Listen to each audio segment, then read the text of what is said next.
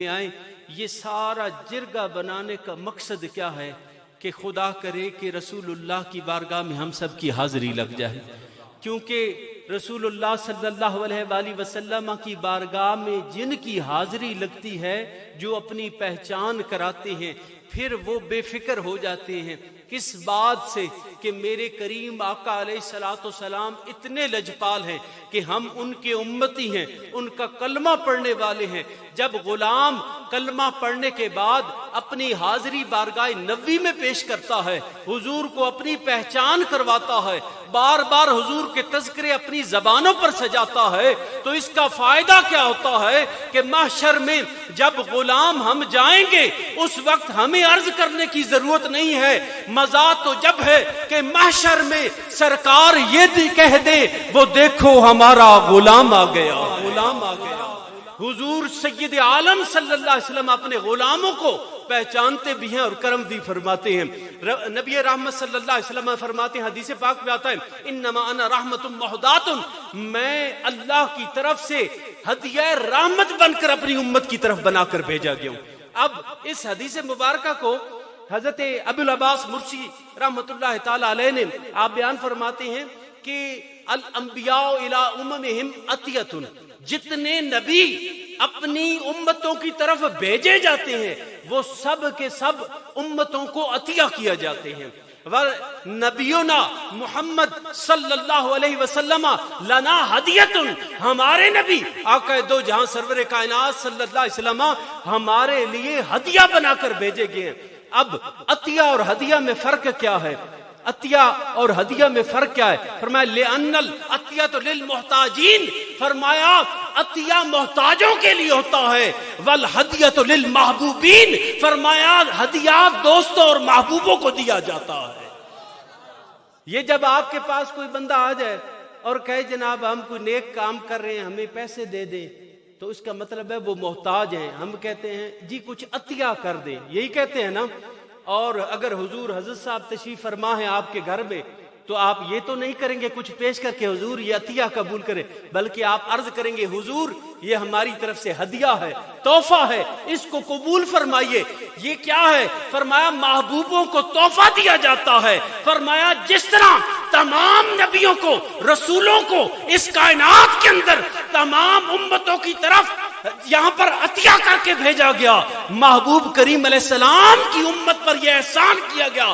فرمایا کہ محبوب کی امت کو محبوب ہدیہ کیا جا رہا ہے، تمام امتوں پر اس امت کو بھی مقام بلند عطا فرما دیا. یہ حضور نبی رحمت صلی اللہ علیہ وسلم کی حدیث مبارکہ نا، حضور فرماتے ہیں کہ ہدیہ دیا کرو ایک دوسرے کو. اس سے کیا ہوتا ہے؟ سرکار نے فرمایا محبت بڑھتی ہے. کیا ہوتی ہے؟ محبت بڑھتی ہے. اب رب کی تقسیم دیکھیں، جملہ انبیاء علیہ الصلوۃ والسلام تمام نبیوں کو عطیہ فرمایا گیا اور فرمایا گیا، سرکار فرماتے ہیں مجھے تو رب نے تمہاری طرف تحفہ بنا کر بھیجا ہے. اچھا مزے کی بات یہ ہے کہ مومن جو ہے نا، آج ہم ایثار ثواب کی محفل میں بیٹھے، مومن کے لیے موت جو ہے نا، یہ آقا دو جہاں سرور کائنات صلی اللہ علیہ وسلم نے ارشاد فرمایا تحفۃ المومن الموت، فرمایا موت جو ہے وہ کیا ہے؟ مومن کے لیے تحفہ ہے. اچھا اب تھوڑی سی بات ذرا عملی طور پر دیکھیں تو کسی بندے کے گھر میں موت واقع ہو جائے تو وہ پریشان ہو جاتے ہیں. اس کو ہم جا کر نہیں کہہ سکتے جناب آپ کو تحفہ مل گیا، ایسی بات ہے نا.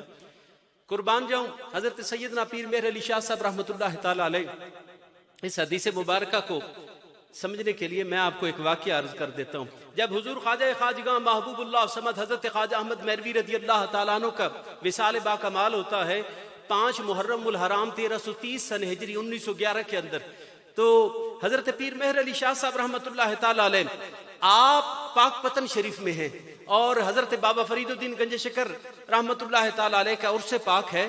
آپ کو وہاں پر اطلاع پہنچی کہ حضور خواجہ احمد مہروی رحمۃ اللہ علیہ کا وصال ہو گیا.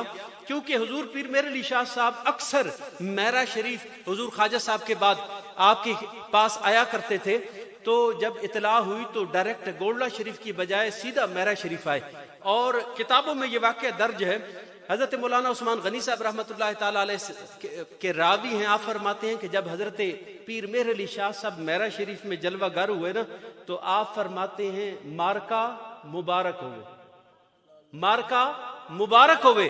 سب بڑے حیران ہوئے کہ یہ حضرت پیر مہر علی شاہ صاحب رحمۃ اللہ تعالیٰ علیہ علم کے وہ آفتاب، وہ رسول اللہ صلی اللہ علیہ وسلم کی نسبت رکھنے والے آل رسول، یہ اتنی بڑی علمی شخصیت آئے فوتگی پر، وصال پر ہیں اور فرما رہے ہیں مبارک ہو مارکا۔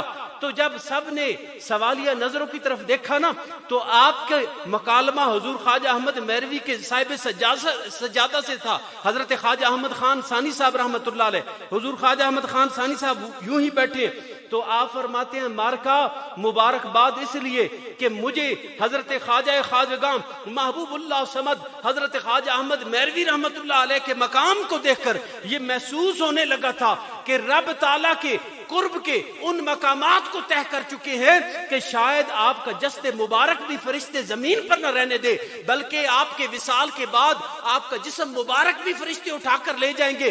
مبارک اس بات کی کہ اللہ رب العزت نے یہ احسان فرمایا ہے کہ خواجہ احمد میروی کے جسد مبارک تمہارے درمیان موجود ہے اور قیامت تک تم فیض یاب ہوتے رہو گے۔ اب تحفۃ المومن، مومن کے لیے تحفہ کیا ہے؟ موت۔ اس کے بارے میں حدیث کے اوپر جو محدثین نے گفتگو فرمائی ہے بڑی خوبصورت۔